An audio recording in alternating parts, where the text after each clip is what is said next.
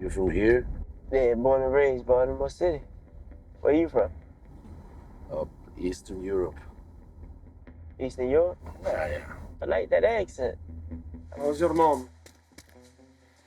Fine. Dying. I don't know. Is there anything else I can do for you? Like what? I think they say sorry just because they need to say something. Not because they're sorry. People feel uncomfortable in silence. Бегут по стенке зеленые глаза. Сейчас девочку задушат, да. Девочка услышала звонок в дверь и выключила пластинку. Motherhood is a very hard thing. For a man, I think it's hard to understand just how hard it is.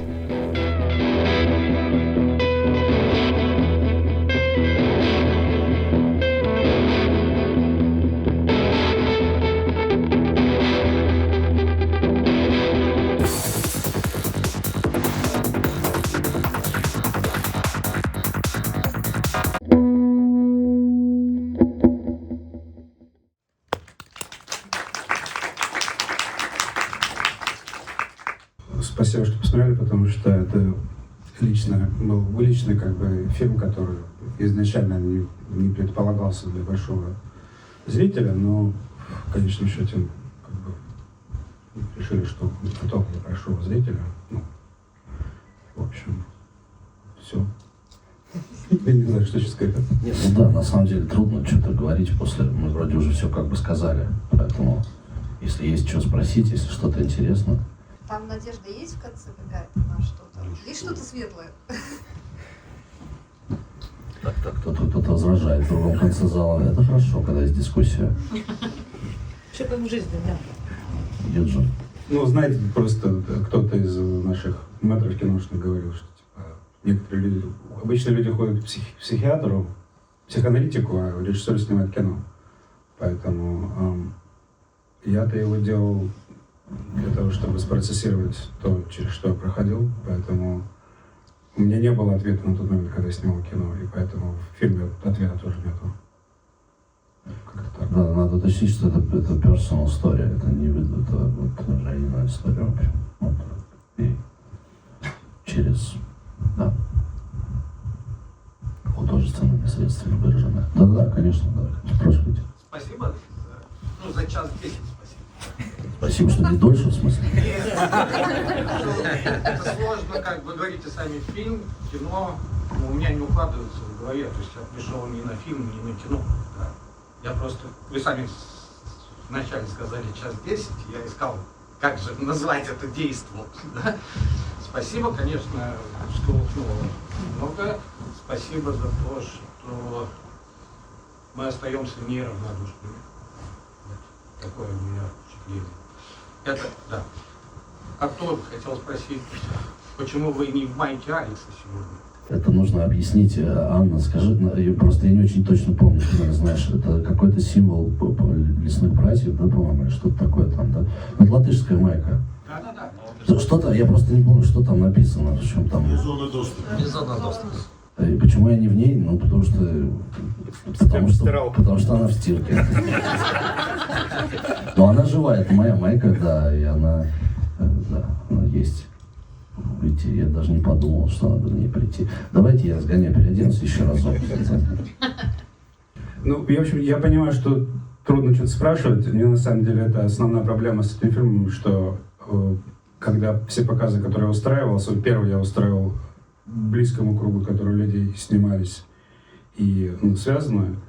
И вот примерно реакция была то же самое. Я показал, была гробовая тишина, я еще шампанского купил, думал, так, если не понравится, шампанское спрячу, если понравится, шампанское открою. И я стою с бутылкой шампанского, и такая вот тишина, и я, в общем, бутылку шампанского спрятал. И все вот так вот в гробовой тишине не ушли. И я так и не понял, какое кино хорошее, плохое. Потому что с тех пор никто ничего не сказал. Нет, кино замечательно, просто очень сильно прибивает, особенно если сам через это прошел, то просто бьет по мозгам и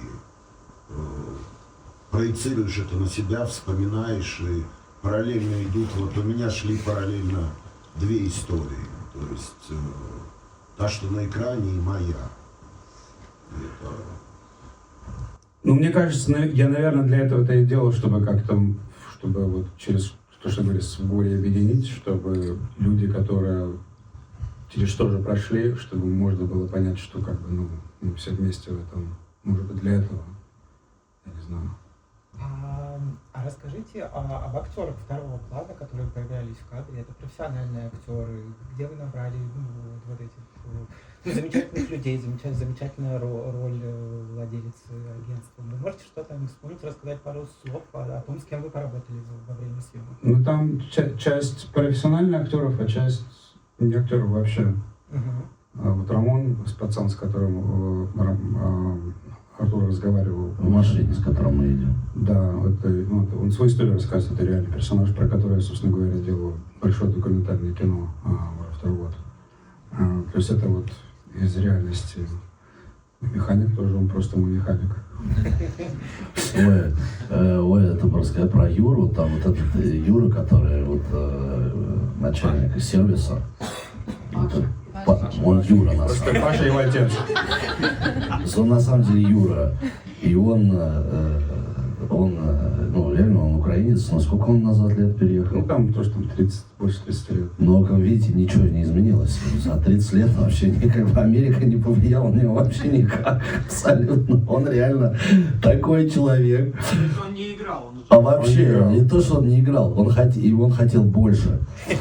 Он требовал расширения роли. Он все время спрашивал, когда вы, блядь, будете снимать? Ну, блядь, пацаны, ну что, блядь, когда кино-то, блядь, давайте, я жду вас, ёпта. Вот. Но при этом да, это папа держит этот сервис, он механик, и они нам классно починили нам машину. Ну, вот такой вот он. Он реально такой, он реально вот такой человек, супер колоритный. Еще нам приходилось его, он занимал все пространство, нам приходилось его гасить, говорит, Юра, тормози, все, потише, Дима, спокойно, не надо, тебя много, не надо, Юра, вот. Поэтому, да, там большинство людей, вот кроме, господи, как ее зовут, забыла я, которая хозяйка фьюнерала. Вот она, Шина. Да, Шина, она актриса. Да, она актриса. Она актриса, и вот, которая врач в больнице, тоже актриса. Все остальные. Ольга тоже актриса. Маранда, она актриса. Да, они все, в принципе, актеры. Там вообще такая тема в Америке, что 80% актеров, которые, не голливудские, они все, не только актеры, насколько я понимаю, а вообще все люди, которые вот делают кино, а это все, они все где-то еще работают. То есть нет такого, поскольку в Америке нету репертуарных театров, вот этого пережитка, советского, это, по-моему, очень вредная вообще штука. Поэтому ты не можешь просто сидеть на жопе и получать зарплату и ничего не делать. То есть ты должен зарабатывать, и хочешь делать кино, идешь зарабатываешь в одном месте и там тратишь на кино. Поэтому они все чего-то делают. Про Рамона сказали, у него вообще уникальная история. Вот все, что он рассказывает, там, что у него отец, там, когда ему было 7 лет, отца убили. И эта история про краковую эпидемию, это вообще, на самом деле, жуткая тема. Представьте себе, реально, когда дети начинают продавать наркотики своим родителям. Это просто, ломает вообще всю систему жизни, просто вот всю иерархию, когда дети должны, какие бы ни были взрослые, они уважают все равно их. Тут просто, все переворачивается с ног на голову, и вот он вырос в этих совершенно страшных условиях. Я был там в этих гетто, это гетто, это просто, это адский мир, абсолютно. Я не знаю, я на самом деле на постсоветском пространстве это не так страшно выглядит. Может, потому что мы просто привыкли к этому. Привыкли. То есть, тоже это одна из линий, из-за радиально противоположных миров, люди на самом деле проживают одно и то же. Не одно и то же, но очень, очень близкие истории. И мне, как иммигранту, вот, особенно в Балтиморе, с афроамериканцами проще найти общий язык, чем, как правило, с такими среднего класса белыми людьми. Ну, это на самом деле очень чувствуется в фильме, потому что есть как бы таких два мира. Ну, это как есть бы, да. мир коренных, ну не коренных, но вот таких белых американцев, которые... Как раз не коренных. Укоренившихся. Укоренившихся. Которые, да, такие холодные, с которыми главный герой не может найти контакт. И есть другой мир, и это очень такое иммигрантское, на самом деле, кино. Да, так и есть. Так и есть, да. А сколько лет вы в эмиграции? Я с 94-го года уехал. Но я в 2000-х я в Москву поехал в киношколу, на высший режиссерский, там прожил тоже где-то лет 8, до 2009 года. Потом я закрыл этот континент для себя. Сразу континент ведь. Ну да. Перестал быть интересен этот континент. Балтимор — это город, в котором сегрегация была придумана. Из него пошла. Это был blueprint for segregation, когда там ввели первый закон, где черные, белые иммигранты и евреи должны были жить в отдельности. И от него, это было в начале 30-х годов. После этого все остальные города в Америке начали брать пример, и после этого уже возникло то, что потом называлось redlining, когда банки не давали кредиты регионам, которые были красной линией объединены, в которых жили афроамериканцы. Поэтому Балтимор называют его город шахмат, когда черные и белые, не в плане того, что людей, а в плане того, что черно-белые, бедные и богатые, живут вот так вот вплотную в одну линию. Но они между собой не соприкасаются. И, в принципе, эта идея была у меня изначально, что как бы вот, он ездит как в аквариум, машину как аквариум. И что вот как бы вот он не пересекается, но когда вот этот вот горе заставляет его пробить вот эту вот аквариумную стенку, и, стекло, и найти вот это вот сочувствие с людьми, которые совершенно, как бы, по идее, совершенно разные из другой, как бы, жизни. Там реально постоянно вот все, что вы видите, это все, понятно, у нас бюджетов не было, все это постановку, все это сделать. То есть там постоянно, вот в этих черных кварталах, там постоянно что-то происходит. Но при этом постоянно летают вертолеты, постоянно кто-то стреляет. Но при этом это происходит между собой, то есть если ты вот, приходишь, и ты открыт, к тебе люди вообще открыты. То есть они... Очень важно, как бы, когда ты в эти комьюнити приходишь, показывать, что ты на людей смотришь и спрашиваешь, как... Не опускать глаза. Да, не опускать глаза. Я помню, что ты сказал, если ты опускаешь глаза, то ты показываешь свое неуважение. Потому что люди эти живут, они выросли в этих закрытых общинах, и у них очень плотное отношение между собой. Если человек белый, которых там нету, приходит и не смотрит в глаза, то для них это, значит, ты как бы не воспринимаешь их как людей. Что-то не так, да. А если ты смотришь и спрашиваешь, как у тебя дела, там, то они всегда все, без каких проблем. Мы снимали, нас снимай, что хочешь. У тебя вообще никаких проблем нет. Ну, это все-таки мы с Рамоном были. Ну да, понятно, что есть места, у меня говорит места, где там сейчас, на данный момент, идут разборки, как бы там, но там это разборки между собой, там это не... Да, тебя никто не будет. Кстати, вот этот чувак с пистолетом, который вот в эпизоде, где я говорю, что-то стал как на пляже, он реальный, да, гангстер? Да. Лютый вообще, и у него реальный ствол. Я его попросил, чтобы он не брал свой пистолет, и он свой принес. Потому что он все равно принес. В смысле принес, он просто его не положил дома, не оставил. Я попросил, чтобы без своего, потому что если, не дай бог, что-то случится, как бы для меня ответственно что-то из-за меня, там что-то случилось. Крэк-эпидемия продолжается? Нет, крэк-эпидемия, она превратила в культуру, фактически убила. Потому что у них было, поскольку сегрегация создала эти районы очень плотно населенные, и как бы они закрыты. И в них сформировалась как бы такая культура, как называется, когда старшины следят за порядком, знаете, как бы, старики, как бы, преклонение перед стариками, да. И что сделала эта эпидемия крака? То есть это началось на самом деле из войны во Вьетнаме, когда пришли очень много солдат, которые поначалу дома в одиночестве торчали, а потом у них крыша поехала, и они уже начали торчать на улице. И, собственно говоря, это триггернуло вот эту крак-эпидемию, которая выбила культуру преклонения перед старшими.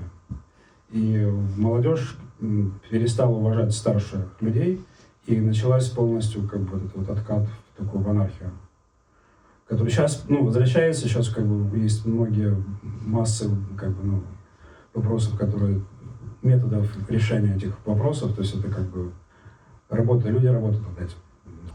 И для меня, на самом деле, вот я тоже хотел сказать, очень знаковое, что это как бы, я не знаю, будет ли, но на данный момент это финальный как бы показ фильма. У меня мое кино началось из, мой путь в кино начался у нас в Нью-Йорке, когда жил, на 2-й улице 2-й авеню был музей кино, который основал Янус Мекас из старой эмиграции. И он сделал вот первый такой вот музей кино, собственно говоря, на котором я вот, собственно говоря, из этого кино начал, кино и начал заниматься. И вот... надо что-то снять. Да, надо. В следующий раз. Отсюда на меня смотришь. Я просто, видите, человек снимает в той культуре, в которой он существует. Я, поскольку уже как бы на Балтиморе живу, это как бы мой дом, то я знаю, что там, что вот здесь я уже не знаю. Мне кажется, что можно снимать везде, как бы в формате индустрии. Когда ты снимаешь кино к индустрии, ты выбираешь просто локейшн, да. Вот выбираешь просто чисто там, эстетически по каким-то внешним признакам. Но поскольку это все-таки не индустрия, это Индия, и это про себя, о себе, и, в общем, там, для себя в первую очередь, то я Женьку в этом смысле очень хорошо понимаю, когда ты должен находиться в понятной тебе среде, близкой тебе среде, потому что, вы же видите, что в этом фильме очень много взаимодействия с пространством. И если бы, не факт, что если бы мы снимали в Риге, то вот эти вот длинные бесконечные проезды, они были бы также, интересны. Потому что там чувствуется, что эта камера, которая это снимает, что она это знает все. То есть там прямо видно, что человек на это смотрит. И мы смотрим, то есть он не осматривает это, а он куда-то туда, вглубь этой природы заглядывает. Поэтому, да, у нас... Поживешь, короче, тут и... У нас, в принципе, как кино поэтому получилось, как я вначале сказал, что я не думал, что вообще буду кому-то показывать, только потому что я Артура пригласил, я говорю, он говорит, у меня 2 ребенка с собой, я говорю, вези. Я говорю, не знаю, получится кино или не получится, но, по крайней мере, там с детьми проведешь время. Хоть потусуемся. Знаешь, и за счет того, что как бы это мое пространство, я все знаю, мне везде комфортно, я, когда пишу, я знаю, где что буду снимать, и мне никто не нужен. Это вот я, Артур и камера, и все, как бы. Там несколько раз у нас был человек с бумом, на крайний случай, но в большинстве случаев это вот просто мы вдвоем. И камера, и больше никого не было. На самом деле, должен сказать, что после десятилетий работы в кино, как в индустрии, где всегда огромное количество людей на площадке, и зачастую возникает ощущение, что 80% этих людей, они здесь просто не нужны. Как бы, то есть непонятно, что они делают. Это всегда такое засор эфира. То есть кто-то разговаривает, кто-то что-то идет, кто-то пьет чай, кто-то смеется, кто-то чешется, кто-то что-то роняет, кто-то... То есть какое-то такое, какое-то столпотворение, которое совершенно... Это энергия абсолютно противоположная той, которую предполагает любое творчество. Да, просто творчество предполагает все-таки энергию какого-то внутреннего уединения и концентрации на, как бы сказать, на вот этом тонком переходе между мирами. Мы же создаем все равно какой-то другой мир, и это до определенной степени мистический процесс. И кино как индустрия в этом смысле разрушительно, потому что 80% людей, им просто по барабану что ты делаешь. Они пришли зарабатывать деньги, и еще там из этих 80% еще 50% еще и непрофессионально. То есть они более-менее случайны. А некоторые вообще кино ненавидят. Ну, ненавидит ли, ну, это в худшем случае. Окей, слушай, ненавидит это хотя бы чувство какое-то. Так самое плохое, что просто по барабану. И для меня это вот первый опыт, когда реально вот режиссер и я, и мы вдвоем вообще все время, блин, это так круто. Это такой кайф. Это и реально вот больше ничего не нужно. То есть если есть человек, который знает, что он делает, то все, вот вообще никого, вот реально оказывается, что действительно все вот эти люди, ну вот они просто не нужны. Можно все сделать вдвоем. Сегодняшние технологии позволяют при наличии воли, там, умения и знания, да, знания технологий, производства и таланта, вот так вот можно работать. Да, мне это очень понравилось, очень. И у меня просто самого там, я был на больших проектах, где у меня постдраматик ПТСД от площадки съемочной и... ПТСР, то что, да? ПТСР. Посттравматический синдром. Да, посттравматический синдром, да. И я, когда Артур приехал, говорю, вот у меня самое главное, чтобы не было на съемочной площадке. Поэтому первая задача для меня была, чтобы была нормальная атмосфера. Мы создаем атмосферу, и по мере атмосферы мы снимаем параллельное кино. Я говорю, поэтому если атмосферы не будет, мы не будем снимать кино. Вот так вот. Поэтому атмосфера была, кино сняли. Да, атмосфера была. Yes. It was based on a true story. A bit louder, please. If it was based on a true story, I'm thinking, was it for real that the funeral service was in the car? And did you really pick that? Did you really trust that somebody would take $40,000? Well, it's not my, like, so that is not completely 100% accurate, but it's very possible in Baltimore. I would like, it's like people who would watch it from Baltimore would like, yep, that's the Baltimore. Там на самом деле, all those relationships, I felt it, like an alien, but I felt it. It's everything is much closer between people. It's much warmer, and there is not so formal. Not so formal, yeah. The distance, как сказать, преодолевается. You can overcome the distance, like very. You can overcome or like. You can overcome the distance very quickly, like just like that. And people are usually they're very open. It's not formal life, and it's pretty different to Europe. I mean, it's all Europe. It's pretty different. It's more formal, distance. There people is more больше доверяют друг другу, есть такое ощущение. Ну да. У вас вопрос был, простите, это я перебил вас. Возвращаясь к тому, что вы в основном были вдвоем. В начале фильма кто из вас разбрасывал игрушки? Смотрите, там особо ничего не нужно было разбрасывать, потому что это реально дом, в котором мы жили с детьми. Вот, поэтому все уже было разбросано. Вот там, вот этот домик там, который стоит, если вы обратили внимание, домик, который построен там в глубине кадра, такой накрытый каким-то покрывалом. Это мой старший сын построил, реально, и не давал его разобрать. Я скажу твоим детям, что они работали в арт-департменте, и ты им не заплатил. Там просто... Ну попробуй. Катя с нами была, она была уверена, что, она позвонила и говорит, ты приезжаешь, там надо что-то убрать. Я говорю, никакого не убирать. Вот, говорю, чем больше срача, тем больше. Ничего не трогай. Только ничего не трогай. Дети там, я говорю, вот прекрасно, все, что они там сделали, вот, оставь. Но потом сложно обратно все складывать, ну, в смысле, раскидывать потом еще раз после дубля. То есть, когда все нужно было собирать, и потом раскладывать все обратно. Поэтому с этим не было сложности. Там все было nature.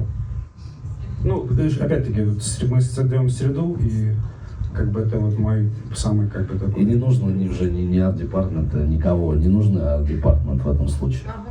Да, все. Они сделали от души все. Конечно. От души бесплатно. Я знаю их реакцию. А много вышло случайных эпизодов или все запланированы? И номер 207 не дает мне покоя. Он для меня такая незаконченная история. Я понимаю, что все это палитра каких-то прожитых чувств, переживаний. Но вот номер 207 это просто обыденно, когда в Америке что-то происходит, какой-то трэш там этажом выше, как порядок нормы, либо это просто состояние показать, метафорическое состояние героя, что там над головой хоть камни с неба, а вот он закрылся и в своем горе находится. Ну, лишнего там ничего нету. Случайного нет. Ну, в кино никогда так не говорят. У нас первый в киношколе, я помню, первый у нас пришел один очень известный режиссер, не хочу имя называть. У него спросили тоже, он говорит, у вас на фильме этого случая? Он сказал, первое правило, когда вас только спрашивают, если так сделали, значит так хотели. Это не так. Как получилось, как хотели, так и получилось. Нет, как получилось, так и хотели. Не, на самом деле мы какие-то вещи еще доснимали специально. Ну, расскажи про номер 207. На самом деле, как бы кино-то вот с этого у меня началось, с этого эпизода. Я в отеле останавливался в таком же, и очень похожая ситуация была. Собственно говоря, вот у меня сценарий как бы начался именно с этой сцены. Ну, это реально было не до такой степени, но у нас просто очень часто такие сцены заканчиваются вот перестрелками и жертвами, что у нас нету психиатрических больниц, и люди, которые с нарушениями психики, они на улице. Нет психиатрические больницы, все с оружием ходят. Не все. Не, ну в смысле it's allowed. Ну, как бы, не везде.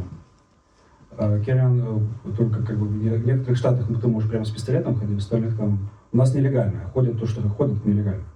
У нас по городу нельзя пистолетом ходить по закону. То есть ходят с нелегальным оружием. Но в некоторых городах все равно раз более доступно, чем здесь, в принципе. Да, да, в Америке какой пистолет проще купить, чем пиво, если тебе даст нагодный. Это факт. Вот, и, ну да, то есть эта сцена, это вот, как бы, это вот отправная точка была, как бы, для кино. Мне кажется, да, это метафора, вы правильно поняли, это метафора, да, что там, да, в таком же состоянии, да. То есть, как бы она, то есть он не плачет у нас, как бы, для того, что все эмоции идут не от него, а через отражение других персонажей, что есть женщин. Она плачет наверху вместо него, но как бы это его состояние отражает. Еще про зеленую пластинку тоже вы прям разблокировали, в черном городе был черный лес. Вот.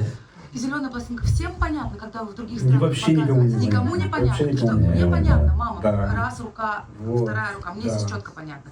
А другие национальности, наверное. Вообще, вот вы единственный человек. В Праге на фестивале люди все, причем там были американцы и англичане в основном. Все такие, ну типа круто, только мы вообще не поняли про зеленую пластинку, что это было, типа мы не вкурили. Да, я как-то медитировал на эту тему и просто вспомнил, что все страшилки были связаны вот со смертью и вот потерей, потому что боязнь потери своих близких, это на подсознательном уровне. И, наверное, вот детей это самое, что допамин работает на это. Ну, съемки мы сняли где-то, сколько, месяца два нам? Месяца два мы жили, а сняли мы примерно, думаю, что дней за 25. Может, больше чуть-чуть. Потому что мы иногда там между детьми и моими ребенком, и артуровскими детьми там просто окей, у нас есть там 2 часа, поехали быстро. Да, погнали, с ними быстро. Между там каким-нибудь аквапарком и какими-то аттракционами, школой и еще что-нибудь. Потому что я на ребенка тоже в основном я им занимаюсь. То есть я с ним сказал жене, что меня месяц не трогаешь, но все равно. Ну, раз что она слушает. Понимающе засмеялся. Мне хочется сказать, что очень классный саундтрек, очень в кассу Бах, просто прекрасен. И гитара, которая мне напомнила, я не знаю, вот это как раз часть вопроса. Во-первых, что за гитара, что за гитарист, откуда это, специально написано или нет, и кто это. Второе, у меня были ассоциации с Дэдмэном Джармуша. Это как бы так было задумано или нет? Да, это у меня было вдохновение, я, собственно говоря, ему просто послал. Я говорю, мне вот такое нужно. И он раз 20 мы переделывали, пока вот он не сделал так, чтобы она работала. Там было в конце про то, что дом там, где мама, насколько я помню, но не помню конкретную фразу. Наверное, у меня было так же. но так как у меня умерла мама давно, я тоже потеряла дом, и у меня к вам обоим вопрос, так как вы оба мигранты, так же, как и я. Что для вас дом и где ваш дом? Ты готов ответить на этот вопрос, или ты еще не сформировался? А мне кажется, всю жизнь это формируется. Я, наверное, готов ответить на этот вопрос. Ну, опять все, любое, знаете, как бы ничто не навсегда вообще, ничто не зафиксировано, к счастью, в этой жизни. Но как раз вчера мы просто об этом говорили. У меня много доброжелателей, которые пишут мне всякие приятные вещи. И основной посыл такой, что вот, блядь, нет у тебя, сука, ни родины, ни гимна, ни флага. И как-то я все это пропускал мимо, пока вот Женька вчера не приехал, и как-то я подумал, my fucking shit, какое же это счастье, что у меня всего этого нет. Потому что на самом деле все эти атрибуты, по сути дела, это атрибуты рабства. Потому что ты сразу рождаешься в какой-то принадлежности. Ты сразу почему-то принадлежишь вот этой музыке, вот этому флагу, вот этой идее, вот этой конституции, не знаю, чему угодно еще. И, по сути дела, тот, у кого есть возможность этими атрибутами управлять, тот владеет тобой. То есть ты рождаешься сразу в чьем-то владении. Это, в общем, не такая очевидная мысль, но я пришел к этому ощущению. И последнее, в общем, от чего я еще не свободен, это я сам. Вот, поэтому я даже, честно говоря, сейчас уже не знаю, нужен ли мне дом вообще как таковой, нужно ли мне это чувство, потому что я себя прекрасно чувствую освобожденным, избавившимся от всего вообще лишнего и ненужного. Мой дом, если можно так сказать, это я сам. Мое тело — это и есть мой дом. Где я нахожусь, я могу выбирать. Это самое главное, что я могу выбирать, где мне находиться. И я точно знаю, что я никому не принадлежу, к счастью, кроме себя самого. Поэтому, можно сказать, типа, мой дом — планета Земля. Но этого мало. Мир гораздо больше, чем планета Земля. Да, и вчера я начал эту песню сочинять. Типа, нет у меня флага, кроме неба вечного. Нет у меня гимна, кроме пения птичьего. Нет у меня дома, кроме моря синего. Ну, вот так. That's it. Да, и вот примерно похожее ощущение, коротко. Я когда, поскольку, мы все там переезжаем с места на место, и я вот думал на тему того, что вот изначально мы раньше жили в пределах кладбища, то есть у нас были предки, и ты вот ходишь, и вот ты как бы, а если у тебя нету, что, как, где ты можешь помянуть предков своих? Я для себя придумал вещь, что я вот на поминке я делаю венок, иду к воде и пускаю его по воде. И для меня вот в этом как бы, что вот там, где красиво, вот, там вот мой дом, где вот я понимаю, что вот как бы вот это отображает мое состояние. Как-то так. Хорошая тема, я все продолжу. У меня такая есть идея, уже концептуальная, метафизическая, что, конечно, когда я умру, конечно, я хочу, чтобы меня сожгли, и, конечно, я хочу, чтобы меня развеяли над океаном. Почему? Потому что тогда те, кто захочет как-то, как-то со мной поговорить, или попрощаться, или приобщиться, дети мои, например, они могут в любой точке планеты прийти к воде, и я там буду. Такая вот идея. На этой оптимистической теме. На этой оптимистической ноте. Круто. Я хочу сказать спасибо Кино Майя, спасибо большое всем работникам, механикам, спасибо нашей маленькой, но дружной команде Валера Голован и Катя Ланская. Сейчас ее нет, к сожалению, она очень много сделала для того, чтобы это состоялось. Ну, стримить-то фильм будет? Да что ж такое, мы работаем над этим. We're working on it. Ну, главное, спасибо вам, потому что вы купили билеты, и я... И Жене есть на что улететь домой. Вот. Спасибо. Спасибо вам большое. И спасибо тебе.